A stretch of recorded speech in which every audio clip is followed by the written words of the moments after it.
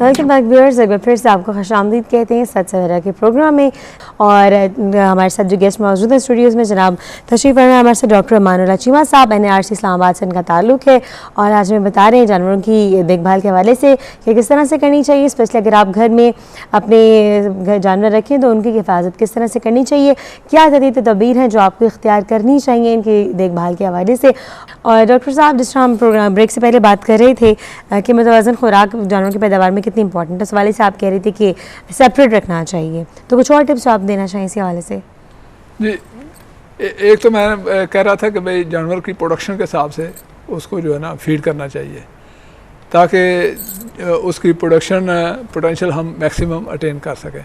इसी तरह जो है दूध वाले, ये हम दूध वाले जानवरों पे बात कर रहे हैं, अब गोश्त वाले जानवरों पे भी इसी तरीके से बात कर लेते हैं, क्योंकि अब ये भी बिज़नेस, लोग इस बिज़नेस में भी काफ़ी आ रहे हैं। पहले तो ये होता था कि इंडिविजुअल जानवर लोगों ने रखे होते थे, अब पाकिस्तान पंजाब में ख़ास तौर पे मैंने देखा है कि कमर्शियल फार्मिंग गोश्त वाले जानवरों की भी शुरू हो गई है। ख़ास तौर पे जो कट्टे हैं, बछड़े हैं, फिर बकरे हैं, वो उन्होंने रखे हुए हैं। तो इसमें एक तो जो मेन पॉइंट है ना, वो जानवर अगर कोई नया बिज़नेस शुरू करना चाहता है, क्योंकि अभी जो कुर्बानी की ईद है इसमें तो ऑलरेडी लोगों ने जानवर लिए हुए हैं, जानवरों का नया बिजनेस शुरू करना चाहते हैं जी, मतलब इसमें ऑलरेडी लोगों ने जानवर लिए हुए हैं, वो उनको फीड कर रहे हैं, वो मार्केट में ले आएंगे 1 महीने तक। लेकिन अगर कोई नया इसमें आना चाहता है और इसको मतलब एज ए बिज़नेस अडॉप्ट करना चाहता है जानवरों को, गोश्त वाले जानवरों को, तो वो उसको कौन सी चीज़ें जो है ना वो मद्देनजर रख, बछड़ा या कट्टा अहम मसला है। जी जी, जब गाय या भैंस बच्चा देती है तो उसको पहले 3 दिन जो है वो होता है बॉली कोलेस्ट्रम। उसको पहला दूध तो मैंने पहले शुरू में कहा है कि उसको पिलाना चाहिए जितना वो पिए, और आधे घंटे के अंदर अंदर, ताकि जानवरों को कुफ्ते मुदाफ़त मिले बीमारी के ख़िलाफ़। अब बच्चा जो है नॉर्मली हमारी भैंस या गाय का वो 25 से 30 किलो का होता है। इसमें वो अपने वज़न का 8 से 10% से ज़्यादा दूध नहीं पी सकता, यानी कि 2 से 2.5 किलो। पहले 3 दिन तो उसको मैक्सिमम जितना पी सके वो देना चाहिए। उसके बाद 1-1.5 महीने तक बच्चा जो है वो सब्ज़ चारा या कोई चीज़ नहीं खाता, वो टोटली दूध पे होता है। उसमें उसको वो दूध की पैदावार के हिसाब से जो मालिक है उसको पता होना चाहिए कि भाई मेरी गाय या भैंस दूध दे रही है फ़र्ज़ किया 15 लीटर, उसके 1 क्वार्टर में 3 लीटर है, तो वो उसको 1 थान जो है वो पूरा दूध छोड़ दे। लेकिन अगर गाय या भैंस दूध दे रही है 8 लीटर, तो उसको फिर थोड़ा उस हिसाब से कैलकुलेट करना पड़ेगा कि लो जी, मैं बछड़े की रिक्वायरमेंट के मुताबिक उसको पिछले जो 2 थान या अगले जो 2 थान उसमें कुछ निकाल लूँ, कुछ छोड़ दूँ, ताकि बच्चे को 2 से 2.5 किलो दूध मिल जाए उसके वज़न के मुताबिक। 1 महीने बाद जब बच्चा जो है उसका ह्यूमन डेवलप हो जाता है, वो फिर दूसरी चीज़ें खाना शुरू कर देता है, तो आप उसके आगे कुछ पत्ते, चारा और प्लस थोड़ा सा वंडा जैसे ये चोखर है, ये चीज़ें रखें ताकि वो उसको मुंह मारना शुरू करे। 3 हफ्ते बाद जब वो चीज़ें खाना शुरू कर देता है, फिर आप उसको मैक्सिमम उस तरफ ले जाएं और उसको थोड़ा दाना डालें और दूध जो है वो कम करना शुरू कर दें। जो साथ छोड़ना है वो तो उसने पीते रहना है, क्योंकि बच्चे को आप अलहदा रखें, बांध कर रखें, या किसी और उसका अगर अलहदा छोटी सी कोई जगह है तो उसमें बंद करें, ताकि बच्चा हर वक्त जानवर अपनी माँ से दूध ना पीता रहे। उसको जब आपने दूध निकालना गाय का या भैंस का उस वक्त छोड़ें, और आम तौर पे ये सुबह और शाम होता है, तो जब दूध निकालना उस वक्त छोड़ें और उसकी ज़रूरत के मुताबिक दें पहला महीना। फिर जब बच्चा जो है वो चारा खाना शुरू कर देगा, फिर दूध कम करते जाएं। 3 महीने तक बेशक उसको दूध बिल्कुल थोड़ा दें और चारा फुल दें और प्लस वंडा दें, उससे बच्चे की सेहत भी ठीक रहेगी और आपको दूध भी बाद में सारा मिलेगा और आपको एक बच्चा भी मिल जाएगा। इसमें मैं एक चीज़ बड़ी जो अहम है इस वक्त वो बताना ज़रूर चाहूँगा कि हमारे ख़ास तौर पे जो शहरों के इर्द गिर्द डेयरी फार्म खुले हैं, जिनको हम पेरी अर्बन डेयरी फार्मिंग कहते हैं, इनमें ये प्रैक्टिस चली हुई है कि वो बच्चा जब गाय या भैंस देती है, वो पहले दिन का बच्चा ये अलहदा कर देते हैं और बेच देते हैं कि जी ये बच्चा दूध ज़्यादा पी रहा है। और हो क्या रहा है कि हम नेशनल लेवल पे एक बहुत बड़ा लॉस कर रहे हैं, क्योंकि गांव से जितने भी अच्छे जानवर मूव हो के शहरों की तरफ आते हैं, उनके बच्चों को बचाने के बजाय हम उनको बेच देते हैं और वो या भूख से मर जाते हैं या उनको कुछ लोग ज़बह कर लेते हैं। तो आइंदा नस्ल जो है उसको हम अल्टीमेटली ख़त्म कर रहे हैं, और हाई यील्डिंग जो बफलो या काउज हैं उनके बच्चों को हम बचा नहीं रहे। तो मेरा सबको ये मशवरा होगा कि खुदारा जो बच्चे हैं हमारे जो ये डेयरी फार्मिंग बिजनेस है, इसमें दो प्रॉफिट हैं। एक है कि हमें दूध जो मिल रहा है और दूसरा है जो बच्चा मिल रहा है। साल 1.5 साल बाद एक बच्चा हमें मिलता है, तो उसको हर सूरत में बचाएं, उसको दूध पिलाएं पहला महीना, क्योंकि ये कैलकुलेट करते हैं लो जी हम अगर इसको 2 लीटर दूध पिलाते जाएं तो हम तो इतने हज़ारों का दूध पिला दें, वो हम बचे तो वही हमारी बचत है। बच्चे को 8 महीने दूध ना पिलाएं, उसको पहला महीना दूध पिलाएं, अगले महीने में चारे पे आ जाएगा, उसको कम कर दें, तीसरे महीने बेशक उसको दूध बिल्कुल बंद कर दें और उसको फुल चारे पे ले आएँ, और उस वक्त आप किसी को दें तो वो बच जाएगा। लेकिन जो पहले दिन का बच्चा हमारे डेयरी फार्मर जो हैं वो दे देते हैं, उसमें मोर देन 50% बच्चे मर जाते हैं, और उससे क्या हो रहा है कि हमारे गोश्त की कमी भी पूरी नहीं हो रही और हमारे दूध की जो है वो भी आइंदा नस्ल में अच्छे दूध देने वाली गाय या भैंस की बच्चियां जो हैं वो नहीं आ रही। तो उनको ज़रूर बचाएं। ये एक बहुत ही अहम इशू है। गो कि हमारे कानून भी बना हुआ है, सब कुछ है, लेकिन ये प्रैक्टिस यही चल रही है। सर जिस तरह आपने इस एस्पेक्ट पे बताया कि क्या करना चाहिए, स्पेशली जानवर गोश्त देने वाले जानवर के वाले से दूध देने वाले दो नहीं, लेकिन जब हम सिर्फ गोश्त देने वाले जानवर की बात करें तो उनको फरबा करने की लिए टेक्निक्स होनी चाहिए। हाँ जी, ये हम बात कर रहे थे इससे पहले कि जो गोश्त वाले जानवर हैं आजकल लोग इस बिज़नेस में काफ़ी आ रहे हैं, तो उसमें चंद एक चीज़ें जो है ना वो मद्देनज़र रखनी चाहिए। अगर कोई नया बिज़नेस शुरू कर रहा है तो एक तो ये कि जानवर उसने मंडी से ख़रीदने हैं, उसको मार्केटिंग का जो है ना वो पता होना चाहिए कि ये रेगुलर प्रोसेस होना है कि मंडी से उन्होंने जानवर ख़रीदने हैं, उनको पालना है और आगे बेचने हैं। तो उनको कहाँ से ख़रीदने हैं और कहाँ बेचने हैं। अब उसकी नज़र इतनी होनी चाहिए कि जानवर को देखते हो उसको पता हो कि लो जी ये 3 मन का है, 4 मन का है, इसका वज़न कितना है, इसमें गोश्त कितना है, ताकि वो प्राइस प्रॉपरली असेस कर सके। अगर वो शुरू में ही जानवर महंगा ख़रीदेगा तो उसका प्रॉफिट जो है वो ऑलरेडी किसी को दे आया होगा, क्योंकि बाद में जब लेने वाले ने उसको तोल के लेना है या सौदा करना है उससे लमसम, तो वो उसको मुनासिब प्राइस उस वक्त नहीं मिलेगी जो उसने पहले खर्च किया है। इसमें एक तो ये है कि जानवर 2 से 2.5 साल का लेना चाहिए, बिल्कुल छोटे बच्चे। कुछ लोग ये प्रैक्टिस कर रहे हैं जी कि वो 3 महीने 4 महीने के बछड़े कटरे ले लेते हैं और उनको 1 साल तक रखते हैं। बिज़नेस पॉइंट ऑफ व्यू से ये इकनॉमिकल नहीं है। वो जो हैं वो जिनके पास हैं उनके पास उनको पालना चाहिए। जिन्होंने बिज़नेस करना वो 2 से 2.5 साल का बच्चा लें, उसको आते ही डिवर्मिंग करें, वैक्सीन करें और फिर 90 से 120 दिन यानी 3 से 4 महीने अच्छी खुराक दें। जी सर, NRC वाले जो हैं वो जानवरों की वैक्सीनेशन में क्या इंपॉर्टेंट रोल? नहीं, हमारे जो है ना ये वैक्सीनेशन सर्विसेज जो हैं वो चूँकि फेडरल गवर्नमेंट का यहाँ डिपार्टमेंट है और उनके हॉस्पिटल हैं, जैसे तरलाई में है, बाराकाऊ में है, रवात में है और कुछ डिस्पेंसरीज हैं, वो सर्विस प्रोवाइडर हैं। इसी तरह पंजाब में पंजाब गवर्नमेंट सर्विस प्रोवाइडर है।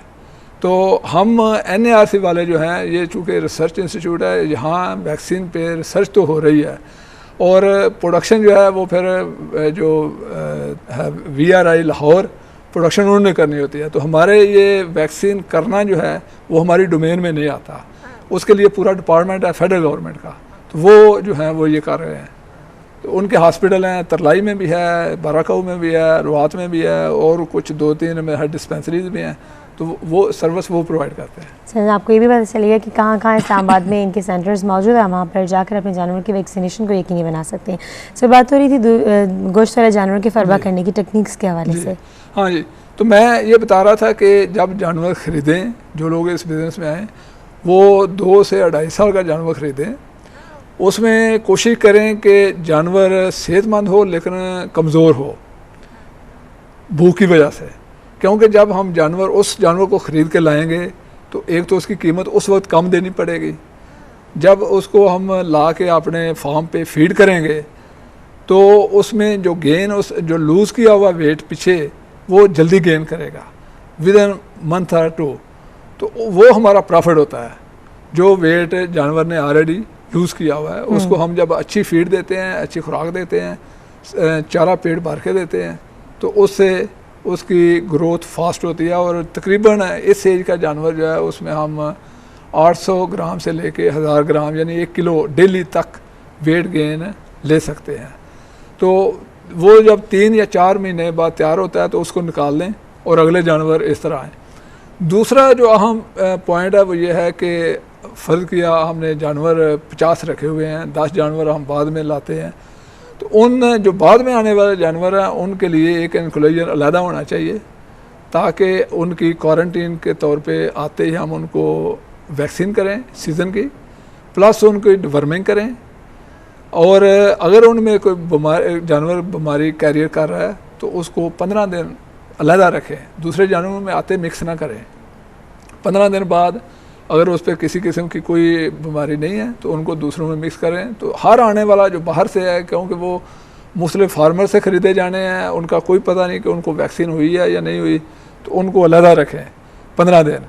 आते ही सीज़न की वैक्सीन मतलब चूँकि ये सारा साल साइकिल चलना है, तो अगर फ़र्ज़ किया जनवरी फरवरी में आता है तो उस वक्त जो वैक्सीन ड्यू है वो आते ही वैक्सीन करें। अगर वो अगस्त सितंबर में आते हैं तो जो वैक्सीन उस वक्त ड्यू है वो करें, लेकिन उनको 15 दिन से 3 हफ्ते अलहदा रखें ताकि वो दूसरे जानवरों के लिए किसी भी बीमारी का मौजब ना बने।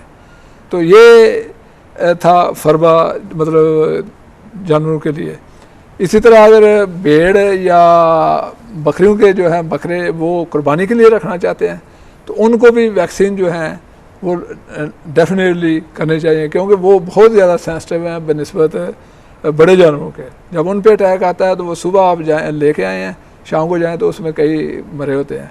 तो चूँकि जानवर मुख्तलिफ मंडियों से आने हैं, मुख्तलिफ लोगों से आने हैं। कुर्बानी पे भी इवन जो पहला सवाल एक आया था कि बकरा अभी ले लें, अगर उन्होंने अभी लेना है तो वो मैं उनको फिर भी सजेस्ट करूँगा कि वो अभी लेके तो उसकी वैक्सीन जो इस वक्त ड्यू है वो ज़रूर करवा लें, क्योंकि अभी 1.5 महीना रहता है। ये ना हो कि कोई आउटब्रेक आए और वो पैसा खर्चें भी और उनके लिए नुकसान हो जाए। और दूसरा वो ये भी पूछ रहे थे कि कुर्बानी के दिनों में जो है वो कैसे देखभाल की जाए, कि जब मतलब अगर उन दिनों में आप ख़रीदें तो क्या किया जाए? हाँ जी, वो तो उनको नॉर्मल चारे पे रखें। उनको जो है ना ख़ास तौर पे मैंने पहले भी डिस्कस किया कि दाना या रोटी अगर देनी है तो बहुत थोड़ी, मतलब अक्सर जो प्रॉब्लम आता है वो लोग उनको रोटी खिला देते हैं बच्चे, या उनको घर में चने पड़े हैं तो चने खिला दिए, गंदम का दाना है तो वो खिला दिया जी, दाल ख़ास तौर पे दाल खिला दीजिए, बकरे को मोटा कर रहे हैं तो वो खाता है जब, और उसके स्टमक में जो माइक्रोब हैं वो उसको डाइजेस्ट नहीं करते, और दूसरा वो ड्राई खाता है, जब पानी पीता है तो वो फूल जाते हैं, तो उसको अफारा होता है और टॉक्सिसिटी होती है, और वो जानवर काफ़ी जो है चांसेस मतलब केसेस आते हैं कि जी जानवर बकरा ख़रीदा वो मर गया। तो इस चीज़ का ख़ास एहतियात रखें कि 2-4 दिन जो पहले ख़रीद रहे हैं उसको मैक्सिमम चारे पे ही रखें, बाकी चीज़ें ना खिलाएं। घास फूस है, पत्ते हैं, वो बच्चे जो है वो शौक में जो भी हाथ में आता है खिला देते हैं। हाँ जी, वो शौक में बच्चे खिला देते हैं ना, बच्चों को फल जो भी खुद खाते हैं वो, हाँ जो खुद खा रहे हैं वो उसको खिलाते जाते हैं। और वो ऐसा ना किया जाए। नहीं, उसके रूमन में जो माइक्रोब हैं वो उन चीज़ों को डाइजेस्ट करने वाले नहीं हैं, क्योंकि सब्ज़ चारे को डाइजेस्ट करने वाले माइक्रोब्स और हैं, दाना वगैरह डाइजेस्ट करने वाले माइक्रोब्स और हैं। तो वो माइक्रोब अभी चूँकि उसके स्टमक में डेवलप नहीं हुए। आप कहने का मतलब जब जिससे खरीदा जाए, पूछा जाए कि इसकी पहले खुराक क्या रही है, उसके मुताबिक उसको आगे भी खुराक हाँ उसके हिसाब से मतलब वो चलता है। लेकिन सब्ज़ चारा जो है वो मतलब अगर फ़र्ज़ किया वो पहले दाने पे हैं, सब्ज़ चारे पे स्विच करें तो वो मसला नहीं बनेगा, लेकिन सब्ज़ चारे से आप यकदम स्विच करेंगे किसी और चीज़ पे तो वो मसला बनेगा। तो ऐसा ना किया जाए। तो सर ये तो कुछ टेक्निक्स आपने बताई कि देखभाल करने के हवाले से। मुतवाज़िन खुराक में जब बात की जाए तो जो कुर्बानी के जानवर जिनकी मतलब करीब होती है ईद से कुछ दिन पहले तक, तो उनकी खुराक में जो है वो पर्टिकुलर एक स्केड्यूल से चला जाए या मतलब कोई एक मखसूस चीज़ है वही दी जाए? नहीं पर्टिकुलर नहीं, मतलब सब्ज़ चारा देखना मार्केट में उन दिनों में लोग लेके आए। अभी जो ईद आनी है इस वक्त सब्ज़ चारा मक्की का भी अवेलेबल होना है, और चीज़ें भी अवेलेबल होनी है। मोस्टली लोग लेके आ जाते हैं, क्योंकि ये भी एक बिज़नेस है उस वक्त का कि लोग जो चारा लेके मार्केट में आ जाते हैं वो 5-7 दिन जब जानवर आते हैं, तो वही चारा सब मक्की का आएगा अब, क्योंकि अभी मक्की का सीज़न है। मक्की का चारा जो है उन दिनों में मार्केट में अवेलेबल होगा। तो बाकी जो चीज़ें हैं ना उनसे थोड़ा एहतियात किया जाए, ख़ास तौर पे दाना वगैरह उससे एहतियात की जाए, और अगर देना है तो बहुत थोड़ा, वो उनको बहुत ज़्यादा पेट भर के जो वो ना दें। सर कोई मतलब ओवरऑल जानवरों की मतलब ईद के हवाले से भी, घर में रखने के हवाले से कुछ और टिप्स जो आप देना चाहें आखिर में? इसमें एक चीज़ जो है ना मेरे ख्याल में हमने अभी डिस्कस नहीं की, वो था हमारा जानवर की रहायश, जो आम कि कहाँ पे रखा जाए, किस तरह के रखा जाए, माहौल में रखा जाए। हाँ जी। तो जो तो कर रहे हैं फार्मिंग, जैसे हमने ये गोश्त वाले जानवरों का कहा है, तो जो नए फार्मिंग में आ रहे हैं मैं उनको सजेस्ट करूंगा कि कई हमारे पास चूँकि रोज़ाना 2-4 फार्मर आते हैं मशवरे के लिए ये वो, तो वो करते क्या हैं कि जी मैं रिटायर्ड पर्सन हूँ, मैंने ये बिज़नेस मतलब अभी सर्विस छोड़ी है या रिटायर हुआ तो मैं अब बिज़नेस करना चाहता हूँ, मैंने ऑलरेडी ये शेड बना लिया है। तो मैक्सिमम जो अपना पैसा है वो इन्वेस्ट कर देते हैं जानवरों की हाउसिंग के लिए शेड बनाने में, जबकि उनको एक्सपीरियंस नहीं होता। तो मेरा जो ज़ाती एक्सपीरियंस भी है और जो मशवरा भी वो ये है कि इंफ्रास्ट्रक्चर पे शुरू में बहुत थोड़ा पैसा लगाएं, ताकि आप पहले एक्सपीरियंस लें, और जब आप उसको सक्सेसफुली रन करते हैं तो बाद में उसको अपनी मर्ज़ी से फिर शौक़ से डेवलप करें। तो एक तो ये है कि जानवर जब रखने हैं, बड़े जानवरों को अगर आप सर्दियों में भी फीड फुल देते हैं तो ये जो हमारा टेम्परेचर है चंद दिन माइनस पे जाता है, उस पर कुछ नहीं होता। मतलब हमारी इधर गाय भैंसें हैं वो ओपन शेड में होती हैं, लेकिन अगर पेट भर के उनको खुराक मिलती है तो वो कोई ऐसा मसला, प्रोडक्शन मामूली सा इफ़ेक्ट होता है।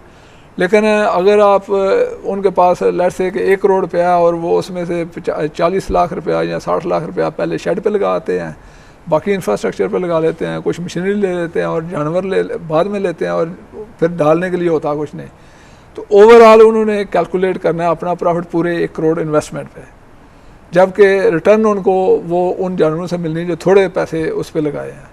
तो मैं ये सजेस्ट करूँगा कि वो शुरू में सिंपल उनको गर्मियों के सीज़न में शेल्टर दें, पिलर पे बना के, ऊपर बेशक वो सिरकी या काना या जो भी है उसके डाल के ऊपर मट्टी डालें, ताकि 2 महीने मई जून जुलाई उसको धूप से बचा लें, और सर्दियों में जो है विंटर दिसंबर जनवरी फरवरी, इसमें थोड़ा सा उसी पे चिक डाल दें और सर्दी से बचा लें। Thank you so much sir, बहुत शुक्रिया इतनी फ्रूटफुल टिप्स का, और आपने इतनी अच्छी फ्रूटफुल टिप्स दी हमें। Thank you so much for your time and for your tips as well. जनाब इसी के साथ ही सच सवेरा का वक्त ख़त्म हो जाता है। हमें अपनी खुसूसी दुआ में याद रखिएगा। मुझे सुंदर मुस्तकीम को सच सवेरा टीम के हमरा इजाज़त दीजिए। टेक केयर, अल्लाह।